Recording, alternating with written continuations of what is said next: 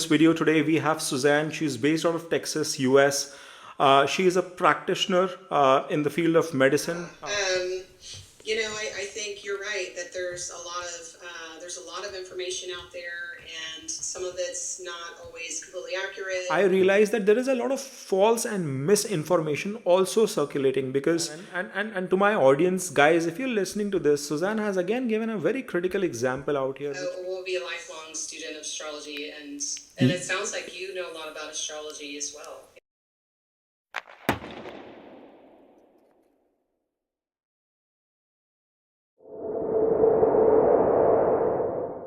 Hi, Suzanne. Thank you for joining Dev Astrology today. It is a pleasure for us to have the first discussion and interview holding with you.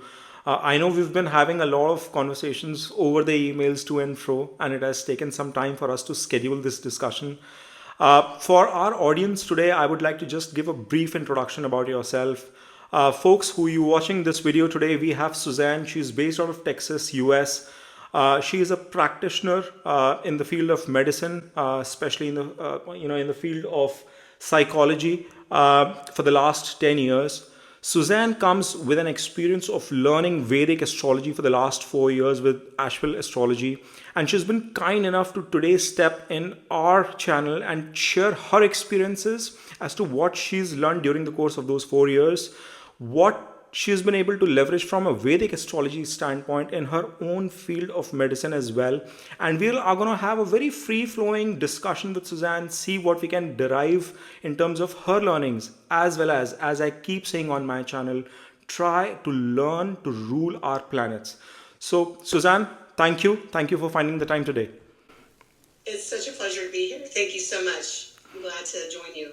Suzanne, you and I, we've been speaking for the last, few weeks, but I wanted to take this opportunity for you to give some, insights as to how did you get introduced to Vedic astrology, what ignited that interest, and what has been your journey throughout. Yes, thank you so much. It's such a great question, and a question that takes me way back. I started with Western astrology before, learning about Vedic astrology. And I really started with just astrology in general back in my teenage years, was just always interested in self-analyzing myself and understanding, trying to understand myself more, and, just always wanted to know who I was. It started with that sort of exploration of looking for identity. And, and then it sort of progressed from there, and I was looking at certain placements in my chart, and then I found Vedic astrology through YouTube, the YouTube community. I started following KRS channel, Ryan Kurzak, Ernst Wilhelm, and just various astrologers talking about astrology. Yeah. And that's where I really just kind of fell in love with Vedic astrology. I really liked that it's lunar based and it's nakshatra based. Yes. And it was just so in depth. So I really just enjoyed studying it. And then I joined Ryan Kurzak's Asheville Vedic Astrology program. Yes. I would say that was back in 2016, perhaps. Okay. 2015, somewhere around there. Okay. And that's a 4-year apprenticeship program, and really got into it. And yeah, it's just taken me a long way, and I've enjoyed learning. I still feel like I'm a humble student, always will be. But it's just been so much fun. And I didn't realize just how complicated astrology can be. Absolutely. Yeah. Yes. So that was us, I didn't realize when I joined the program what I was getting myself into, like, how in depth it was. So that was a lot of fun. Yeah. So, that actually brings up an interesting question in my mind, because you've studied both Vedic and Western astrology. Were you able to draw any parallels? Or I've heard a lot of people saying that no matter what path you choose in terms of the occult sciences, eventually the derivative has been same. Have you had similar kind of experiences as well? As far as parallels between Yes. both, yes. Yes, I think the language can be very different. yeah, I think a lot of the key terms are very similar. Now, I do still utilize the tropical zodiac, but with all of the Vedic astrology principles, and I still do consider the outer planets. You know, Neptune, Uranus, and Pluto. I Yeah. still look at those, and it's just fun to look at it all. You know, I feel like there's a lot of insight to be gained, and I like the outer planets too. I think they offer some good information. And this would be interesting, Suzanne. I think later in our discussion, we would love to learn from you that what has been your experience, because in Vedic astrology, it's primarily the seven planets that we talk about, and then Rahu and Ketu, the north and the south node, using which these nine planets we kind of encompass the predictions across a ascendant or a Lagna chart. But as you can see at the backdrop, I have the Brihat Parashar Hora Shastra, which became the core of how I started grasping from the book itself. Yes. But we would touch upon that aspect later in this discussion as well. But I wanted to take a pivot towards your career aspect as well, because you are a science person.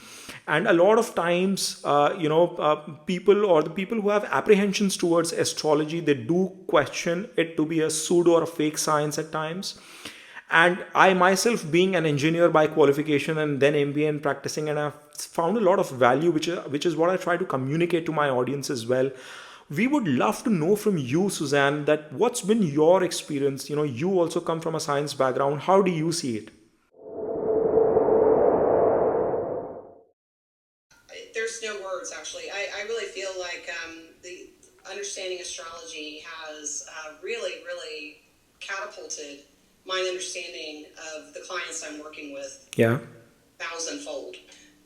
Being a psychotherapist in private practice, I help clients with a lot of mood disorders or relationship problems, Yeah. or just problems with their self-talk and things Yeah. of this nature. And it's really interesting when you look at their astrology chart.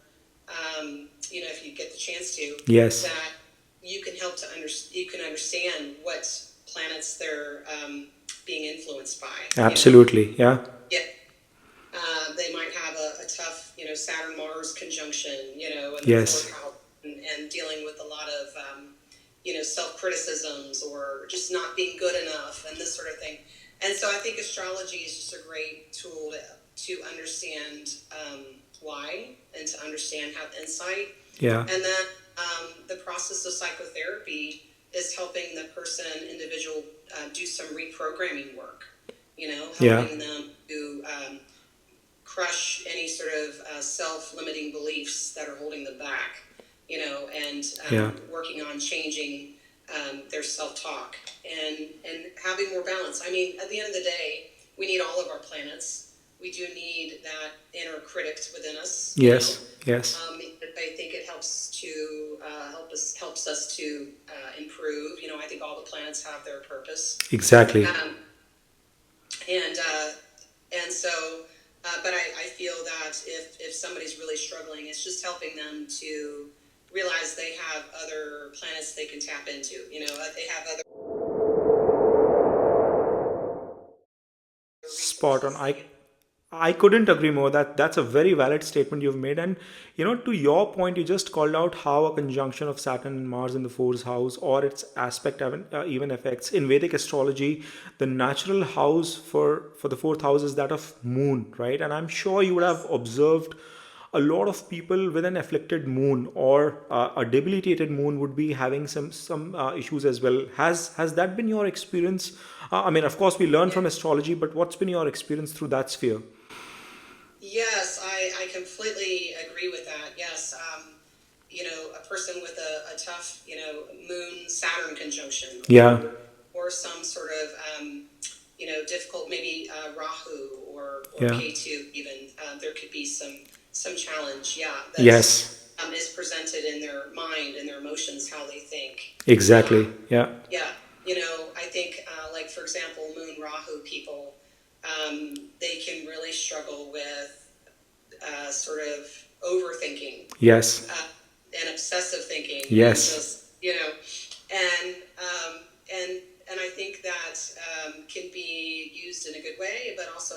constructive way. So, we help the person with tools such as thought stopping and mindfulness practice and things of this nature to help them to know that they can have control over their mind and they can have control over their thoughts if they wish to.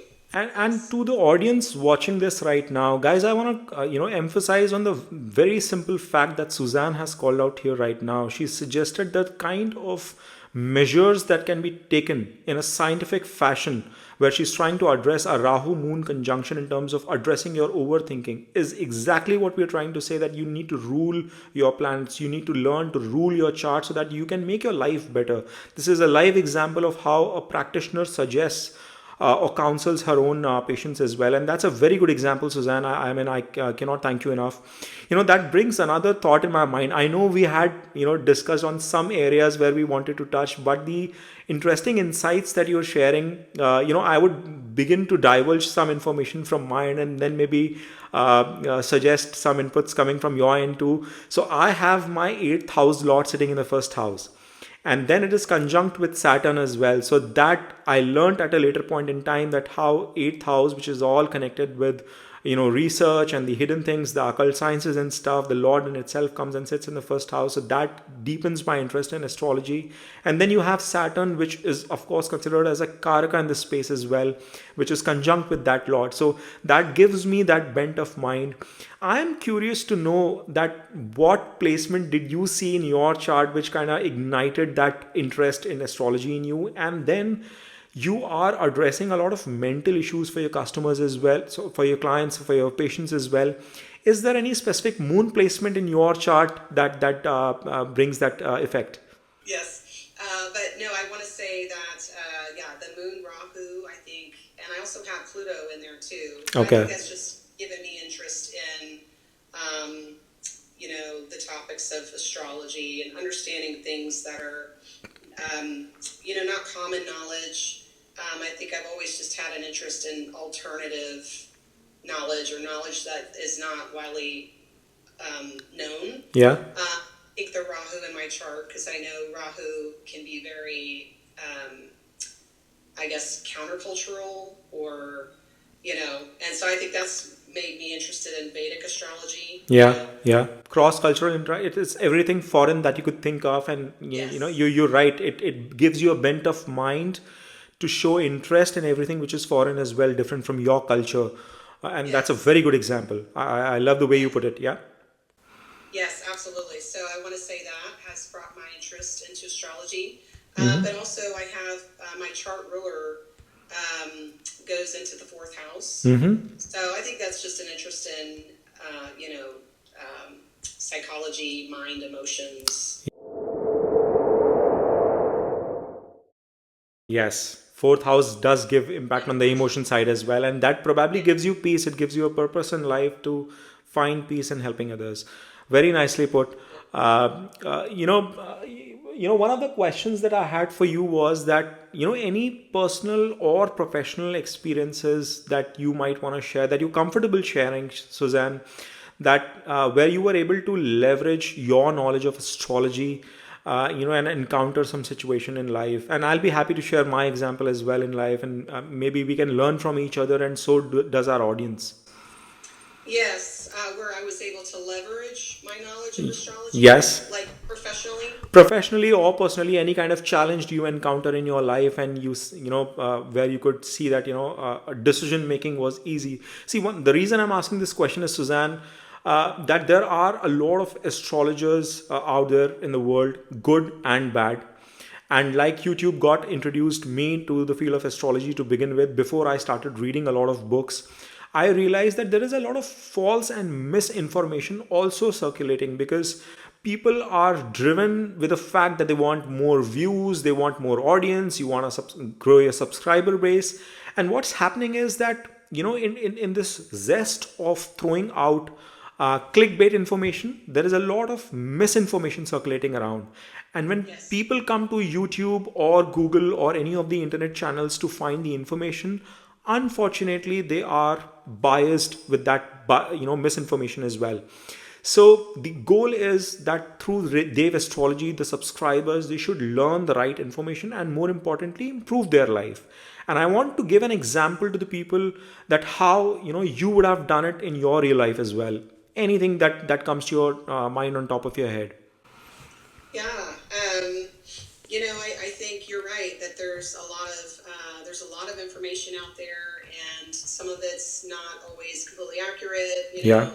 I think that's why I decided to join the Vedic Astrology Apprenticeship Program, Yeah. because I was done with kind of like this soup and nuts approach to learning astrology, and I wanted to really know it from a knowledgeable source, and because you can hear something from here and hear something from here, and have this sort of hodgepodge Yeah. of knowledge, and maybe not quite have it right. I think when it comes to working with my clients, I think it's important for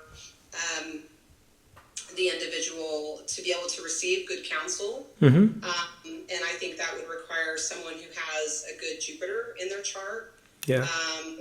Someone who's going to be able to, receive good knowledge, receive good counsel, use it appropriately, versus someone that is always trying to find a better answer, and Yeah. and if that makes sense, they're always trying to, they learn something, but then they're thinking, oh, that's not it. I have to go to another source and learn something else. Absolutely. Yeah. So they're just not able to accept or receive good counsel. Maybe they're looking for something to validate how they wish it were to be versus how it actually is, sort of thing. So I guess that would be an example. I think it's important to really be mindful of the information you're taking in. Yeah. From others, from other sources. Yeah. Absolutely. And leaning on to this, I had, a thought. In the Vedic astrology system, we do talk about dashas and antardashas, wherein for a specific period, you have these planets which are responsible for what's going to happen in the life of a native. Like, for example, you have a Venus, which has a 20-year dasha, or you have a Rahu for 18 periods, a Saturn for 19-year duration. And then you have these sub-planets, running in during those dashas as well. What has been your experience in terms of the toughest dashas in general that come to a native's life, or the easiest ones, so to speak? Any experience that you've seen in your life, or in the lives of your clients so far? Yeah, such a great question, and it's kind of complicated because we all know, like, Saturn, for example, is a malefic planet. Yeah. And requires a lot of hard work versus a benefic planet or a graceful planet such as Jupiter or Venus will give things more gracefully. Yes. So and that's more of a general term, but sometimes it's not so cut and dry like that. For example, someone who is a Saturn ascendant, if they go into their Saturn dasha, that might be a really good time period for them. I agree. Or somebody who is a Taurus ascendant, that's a yoga karaka for them, right? Yes. They activate their ninth and their 10th house. Yes. So I think it depends on, each person, their ascendant, to determine the dasha planet, if it's going to give good or bad results or mixed results. And you got to look at the placement, of course, the dignity. Yes. And all of those sorts of things. But, yes, I, for example, I'm in my Saturn dasha. Oh boy, which? Yes, and I will say my Saturn is in this is a sign of Leo in my 4th house. Okay. Yes, and so I've had to strengthen my Saturn, and just to make it, I have that awareness that, hey, my Saturn being in the sign of Leo might not be As comfortable, yeah, because the animal relationship with sun, and it's been ruled by sun, so to speak. Yes, I'd love to know what's been your experience so far. Yes, so I really had to work on making a conscious effort to to really strengthen my self-discipline Yeah. and, you know, work before play and being, Yeah. just being timely with things and time management, Yeah. you know. No, Suzanne, I think you gave a very nice summary. Because people tend to have these assumptions that a malefic planet will necessarily bring negative results, which is not true. Yes, there is a connection to a person's ascendant and how the planetary position is within the chart and what kind of dignity and how it's placed. But generally speaking, the toughest ones are the Rahu or the Ketu, especially the Ketu ones is what I've seen is the toughest Mahadasha to encounter. In fact, at Dev Astrology, currently we're running a series as well. We started, we've done about 4 dashas so far. We started with Ketu itself, and we're doing the dashas for our audience. But I completely agree with you that in today's world, it is not necessary that a malefic planet, especially in this era, might deliver bad results to you.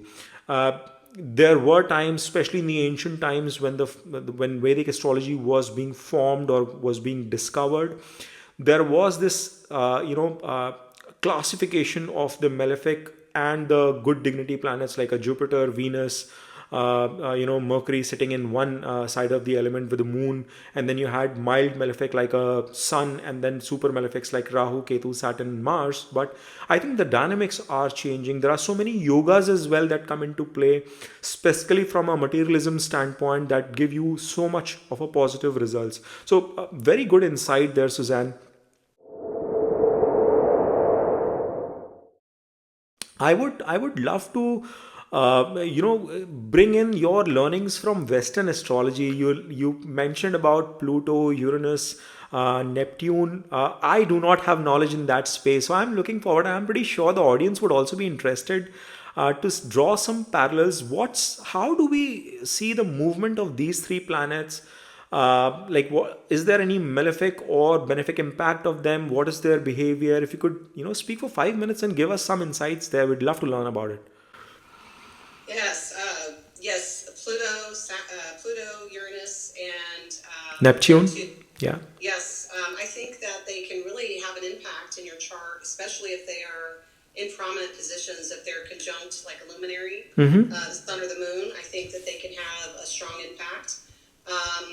For example, I have my moon conjunct with Pluto. Okay. And I think that this Moon Pluto conjunction has really it's been a blessing and a curse, or a blessing, yeah, and a difficult side on it as well. Okay. I think it's really given me a lot of psychological insight. It's really helped me to want to know things in depth. And get to the truth of things. I've always been kind of this truth seeker. I think that's this sort of Pluto. But I think Pluto, they say that I listened to a talk a while ago that, and you may know more about this than I do, where Pluto, Uranus, and Neptune kind of correlate to death, rebirth, and Yes. abstinence. Yes. Death is which one? I think Neptune is related with death, if I'm not wrong. Uh, and the reason I did not read too much about it, I found my Neptune in my second house, and I got a little disturbed about it. And I was like, Oh, because really? it aspects my eighth house, plus my eighth house Lord is in the Lagna. So it is also not a great sign in terms of the longevity, so to speak. But at the same time, I keep calm because my Lagna Lord is sitting in 11th. So it adds to the life as well. So it's a contradictory situation that I have in my planets, in my placements. But if I'm not wrong and if I remember it right, I think Neptune was related to that. Pluto was more of rebirth, as you're rightly calling out, but I do not understand the dynamics of these planets. And I think they take a lot of time in terms of, I think, 80 years, 60 to 80 years in terms of moving from one Rashi to another. So, kind of typical in terms of mapping that out. But that's interesting the way you called out. But Yes, I think Pluto. I was just going to say, I think Pluto just has a lot of the same influence, like eighth house influence, or yeah. Scorpio influence, that Pluto Okay. energy. Okay. And so, yeah, it's a quite intense position for example, for Pluto and Moon conjunction. But yeah, I think it just has it has a similar flavor to eighth house energy and to Scorpio energy, which is sort of this intense energy, and sort of very in depth personality Got it. and kind of seeker, investigator of the unknown to bring Yes. it to Yes. the known. Yes. So I would want to take a slight pivot here, Suzanne, and just to understand in terms of your experiences. I'm sure when you have your patients coming in and you've been practicing this both from a science perspective as well as you've learned astrology, any experiences that come in your mind where you've able to find the profession of the people that you interact with based on their signs? Any experiences in that space? Yes. Oh my word. Yes. I often, it's interesting. I see a lot of times. I think it's the Atmakarika planet. I see a lot of Yes. correlations with their Yes. Atmakarika planet and their career. I've worked with a lot of people who have Mars Atmakarika who are engineers. Yes. For example. And so, yes, I definitely see a correlation there. And or surgeons or this sort of thing. Yeah. So yes, it's really amazing when you hear about a person's career and then you look at their chart and it's like, wow, yeah. Absolutely. In fact, I think last weekend I was doing a reading for one of the guys who's settled now in Latam in Brazil, and he had this very interesting conjunction of Rahu with Venus. So if you see his spouse happens to be a Brazilian lady and he's an Indian origin guy, ported himself from India and settled in Brazil now and living in Sao Paulo if I'm not wrong. So Rahu, and you were talking about Rahu and Moon conjunction, and that brought a thought in my head how it's the Karaka to connect with foreign elements, and then it is sitting in conjunction with Venus. But interestingly, this guy, he is in a profession which is not at all related to his Atma Karka or Atmya Karka.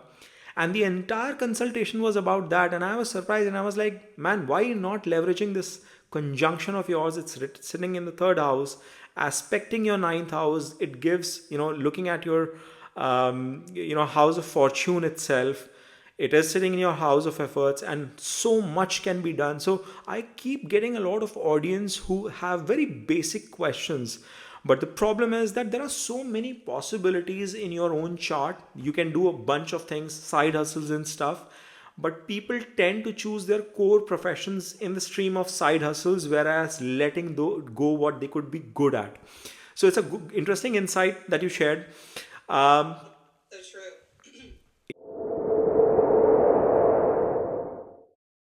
Yeah, Suzanne, anything that any areas that you've seen, leveraging astrology in your own family life, or trying to help your family members, yourself. What's been your experience there? Yeah.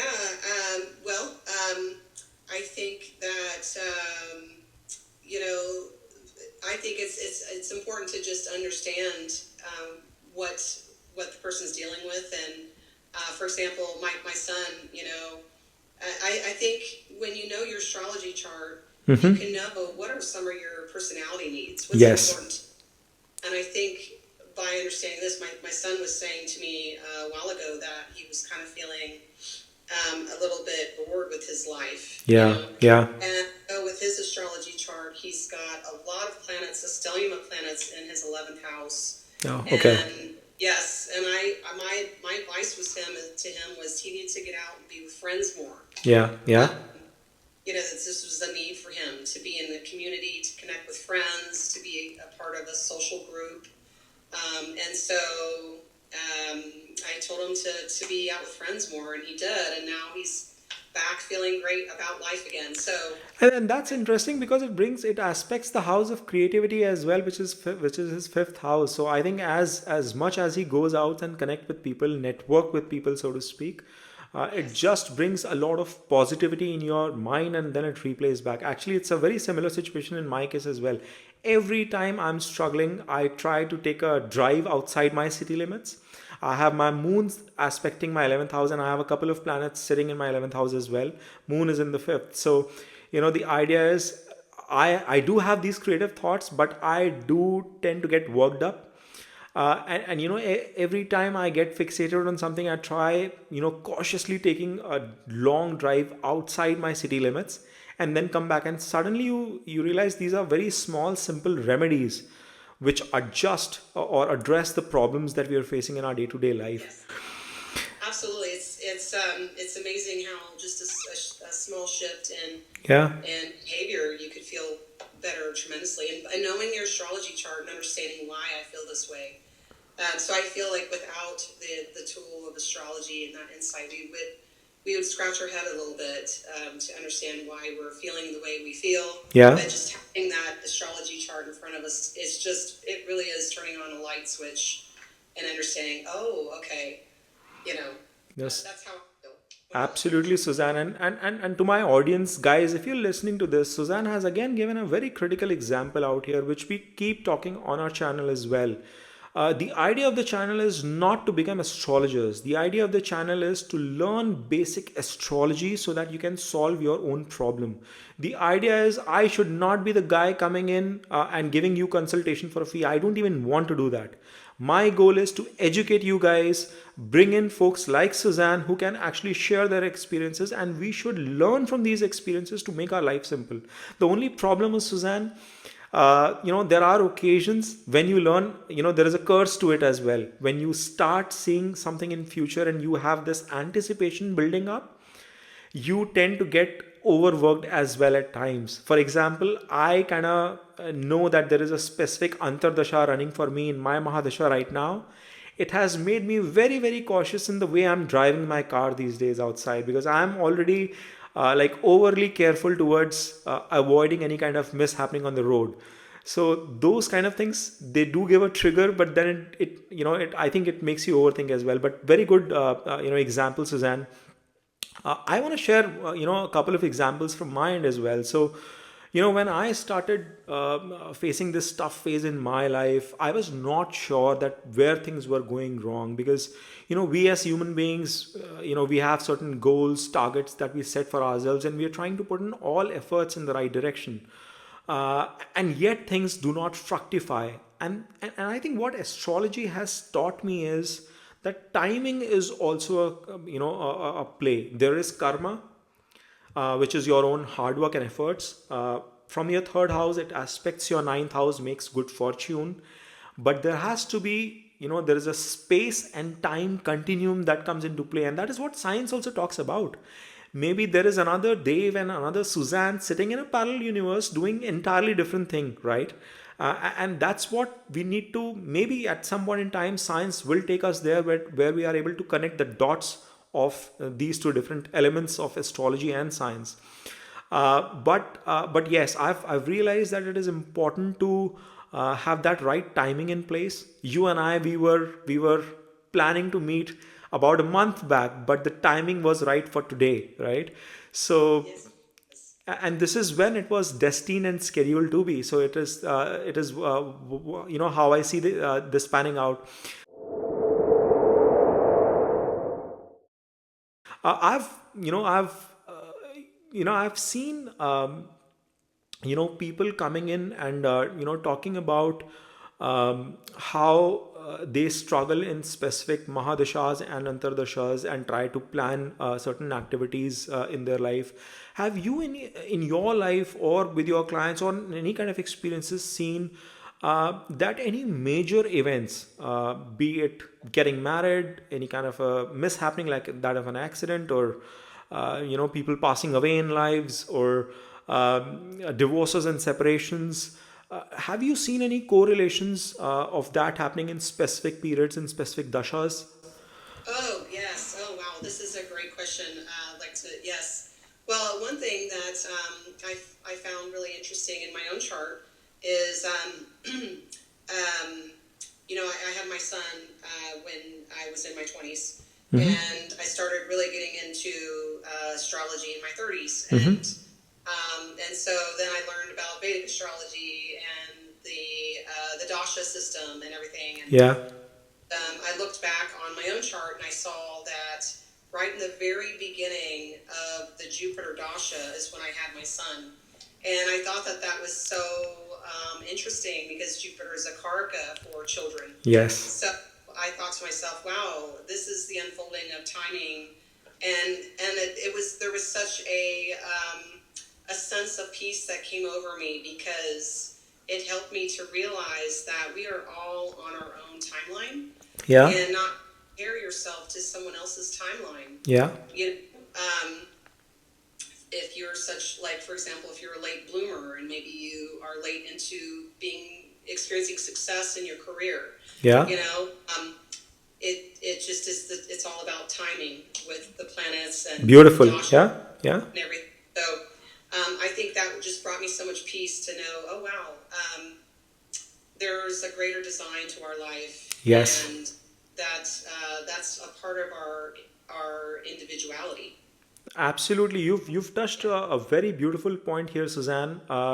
Two thoughts come to my head. When I learned, and as you rightly said, it's an ever learning cycle. So I cannot say I've learned it, but yes, I'm still absorbing more and more elements of it. But once I started understanding the basics of it, I realized that I started connecting the dots between my chart, my mom, my dad, my grandparents, to my son and my daughter. And I realized, like, how we talk about DNA in a scientific fashion, the chart placements are also flowing in very similar conjunctions to myself or my parents, or with my wife and her family side, into the charts of my children, into the charts of my kids. So it's like a strand of DNA being passed in a certain way. It's also an example of how we can say that karmas are being passed from generation to generation and then changing lives. So that karmic connection that we talk about, that's also a very simple and similar example of what I try to connect science with astrology. And you're so right. I at one point in time, I started my own startup and I went bankrupt. And when I go back and reflect back on it, even though it was in my Venus Mahadasha, it was not the right period for me to start because of the entire placement of Venus in my chart and the antardashas that I was going in. I've had a terrible learnings with Ketu Mahadashas and Antardashas, so to speak. So I'm very scared of that period. But interesting insights that I get from you.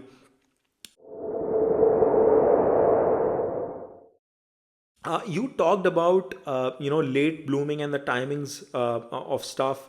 Uh, have you seen any placements specifically for people in terms of making any kind of gains through employment? And I want to touch upon the second, 11th, 7th, and 5th house specifically. If you have any experiences there, in terms of people making money, right? People getting into a job or private practice like yourself, or starting their own ventures, or getting into stocks and making income through that. What's been your learning and experience around this? Yeah, I definitely love to tie it back to timing and transits and what's getting triggered in the person's chart. Yeah. What is their yoga? What kind of yogas do they have? Yeah. Is the yoga judgment score? How is that yoga going to turn out? Is it going to give positive results? Is it going to give negative results? Yeah. Or maybe a combination in between. And I think, for example, someone can have a really powerful Raja Yoga in their chart, perhaps. Yeah. And the person's wondering, why am I not, leading some, kingdom, or why am I not, wealthy, or Yes. whatever. And then we take a closer look into their yoga judgment score, and we realize they've got a yoga blocker of some sort, something that's blocking that yoga. Yes. And so that's why they're not able to achieve those results. Or looking at the Navamsha chart, perhaps their Rashi chart looks great, but their Navamsha chart is trashed. Yes. This can cause a person to not be able to achieve the fruits the tree, so to speak, as far as their hard work, or it's like their Navamsha chart is just not producing the fruits, so to speak. So I guess those could be indications to look for in a person's chart to understand if that yoga is going to produce results or not. Absolutely. Just kind of at taking a deeper dive and looking at the yoga judgment score and looking at, are there any blockers to that yoga? What are the planets involved, and just analyzing those planets to see if they're going to produce the results or not. But sometimes a person has a wonderful Navamsha chart, or and so this is able to unlock great success for them. Yes. Yes. Yes. No, you very beautifully answered. I completely agree with you there. Actually, it triggers a thought. In your experience, most of the predictions, do you think the D1 chart is enough, or do you lean onto the Navamsa chart as well of an individual, or you like to look into the D3, the D4, or the D10 charts and decipher any inputs? What's your experience there? What's your thought process? Yeah, I really like to look at the D9 chart, especially Mm-hmm. to look at the dignity of a person's planets, Yeah. and how their how their planets are going to affect them in later in life. Yes. Well, they say that your Navamsha chart starts to unfold more so, or become more prevalent in the second part of your life. Exactly. Yes.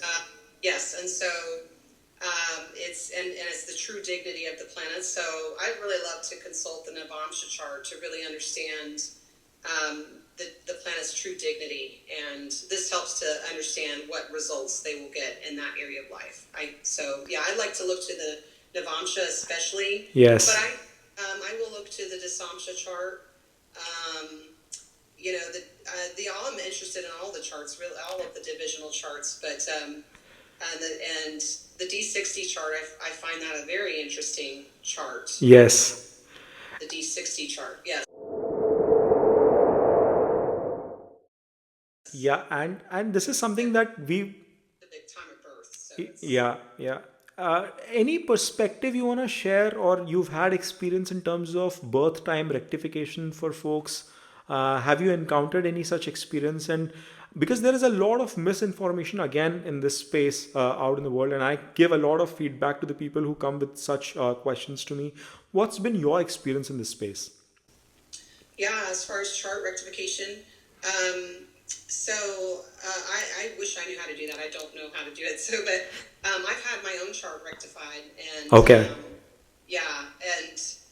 and so my understanding is they look at kind of the major events in your life Yes. to kind of help and look at trigger transits Yes. to help to hone in on understanding your date or your time of birth more Yes. specifically. Yes.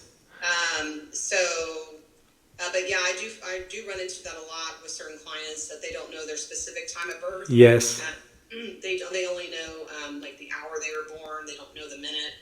I've had multiple people reaching out to me, and I've been kind of pushing it back because one, it takes a lot of effort and time in terms of converging, as you rightly called out, in terms of converging to the right, point. And even then, there is no surety of getting the right insights and inputs. And there is again so many calculators out there in the market, on the internet, and so many people claiming to actually achieve it for people. But then, yes, there has to be some measures. You need to prepare 8, 10 charts for a different 15 to 20 minute time range breakup and keep converging in the right direction. But very interesting insights. In fact, for my audience, I want to call out, like we are doing a series of Mahadashas right now, we will be talking about the impact of planets and houses starting from D1, moving on to D9, and some of the charts that Suzanne has mentioned here. I was reflecting back when I bought my first house here in the States, and how my D4 chart had a connection to it. In fact, Saturn was playing a very important role, and I had no idea about it. That how Saturn triggered the role. It sits in my lagna, and it is the Lord of Fourth, right? So it triggered the entire activity of buying during the pandemic cycle. And I thought it is the interest rates in the market. But why did I buy only in a specific month or specific week window? Is can easily be seen from my antar dashas and vishumtari dashas that you go about. So such an interesting conversation. I think we've reached a point, Suzanne, where we've hit the clock in terms of the time that we had blocked with you. I really am thankful and appreciative of you finding some slot for us and people here at Dev Astrology. We are a fast growing community. In fact, at the time of recording, we are just 700 plus, but I'm hoping we will be 1000 plus in the next 20 days by the end of 2023. And hopefully, this video will reach out to many more people in the next few months to come. So, on behalf of the entire community, I want to extend my gratitude and appreciation to you, Suzanne. It has been just so fun talking astrology with you and, getting my head spinning here. And I've just really, really enjoyed it. I hope to be back on your channel again because I love talking about astrology. It's so fun. Honestly, I find it so fun. And I just find with astrology, you learn something and then maybe some time goes and you almost you forget it, but then you relearn it. I don't know. You can be advanced in astrology, but then always need to return to the basics and remind yourself. Absolutely, absolutely. So that's my view of astrology. I just am constantly learning, even things I think I already know or have learned before. I'm always relearning, and so I will be a lifelong student of astrology, and it sounds like you know a lot about astrology as well. Thank you. Thanks a lot. I'm just doing my bit, and I think all of us, we are just adding a drop to the ocean in the field of astrology, and that's what we're going to continue doing.